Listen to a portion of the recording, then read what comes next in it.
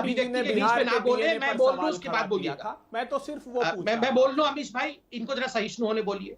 मैं कह रहा था कि राहुल गांधी जी ने इस कारण से हिंदुस्तान के डीएनए को खराब कहा क्योंकि राहुल गांधी जी का आधा डीएनए हिंदुस्तान का नहीं है। कहा आधा डीएनए हिंदुस्तान का नहीं है, सवाल खड़ा किया है संबित पात्रा जी। देखिए आप फिर मेरे बीच में बोल रहे हैं, खराब होना लगातार बोल सकता हूं। प्रधानमंत्री जी ने बिहार का कहा था, अभय जी, मैं और नीतीश कुमार जी ने सिंपल टेस्ट कराकर 50 लाख बोल दिए थे, वो होता है डीएनए। ये तू मैं से नहीं होगा। एक सेकंड, बिल्कुल 30 सेकंड डॉक्टर पात्रा बोल रहे, फिर आप 30 सेकंड बोल लीजिएगा, मैं बाकी मेहमानों को उसके बाद ले लूंगा।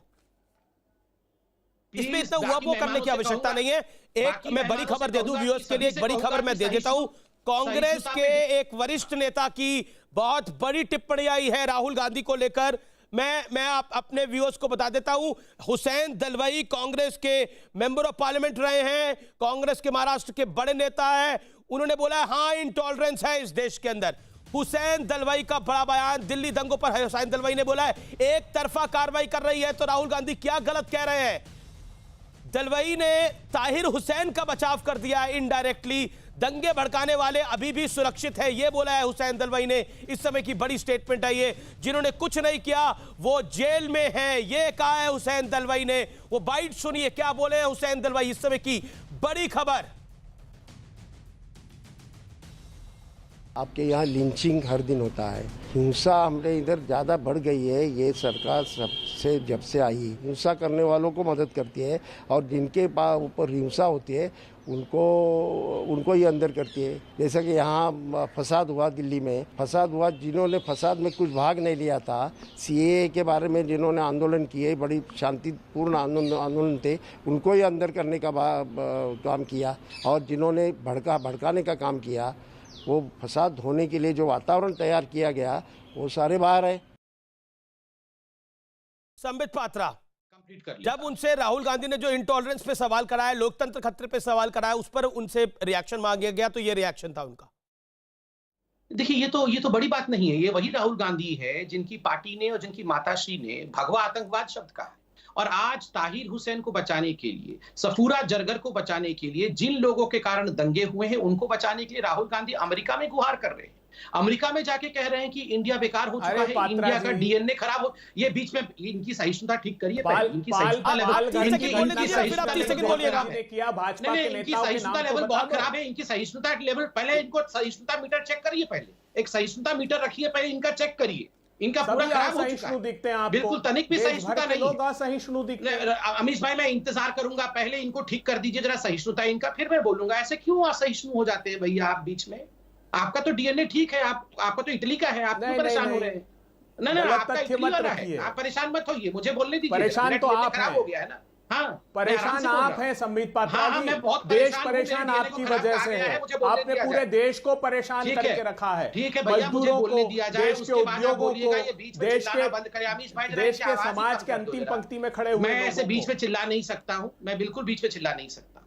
देखिए अमीश भाई, आवाज ही बंद करना चाहते हैं आप देश के नागरिकों की। मतलब यही तो हो रहा है आपकी सरकार में। दूसरों को बोलने नहीं देंगे, हर व्यक्ति को मुखरता से। अमीश भाई मैं शांति से बैठा हूं, पहले ये आवाज बंद मत कराइए। एक सेकंड, मैं बाकी मेहमानों को लेके आता हूं, अपनी जो समस्ती और तस्लीम मेहमानी को लेके आता हूं। असीम वकार भाई भी इंतजार कर रहे हैं जी। पहले मैं कंप्लीट करूंगा क्योंकि ये इस प्रकार से दूसरों को बोलने नहीं देंगे और हम सर झुका के किसी को हैकर करने की आवश्यकता नहीं है। मुझे लगता है कि आराम से सब अपनी बातें कर ले, काफी समय है हमारे सही बात है।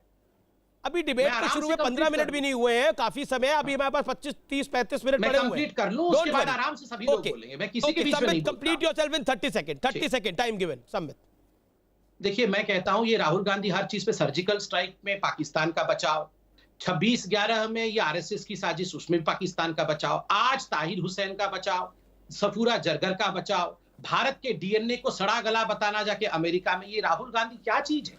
ये देश के साथ हर दिन गद्दारी क्यों करते रहते हैं राहुल गांधी?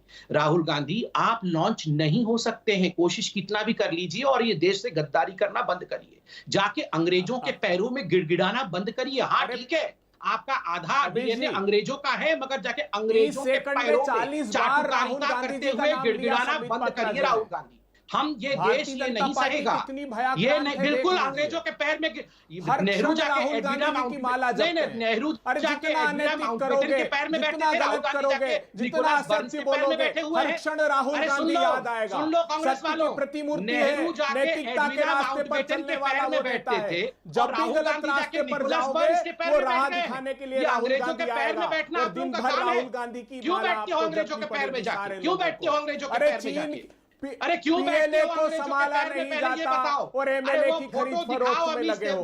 मध्य प्रदेश में कर दिया, गोवा में कर दिया, मणिपुर में कर दिया, राजस्थान में करने की चेष्टा है, गुजरात में 8 एमएलए के साथ जनता वो फोटो ट्वीट करे, नेहरू जी किस प्रकार एडविना माउंटबेटन की संबित आपकी टर्न होगी, संबित अब आपकी टर्न हो चुकी है। गांधी जी को इसीलिए याद करते हो और ताली बजा बजा कर याद एडविना माउंटबेटन के पैर में नेहरू जी बैठे जी हुए, वो फोटो जरूर दिखाइए।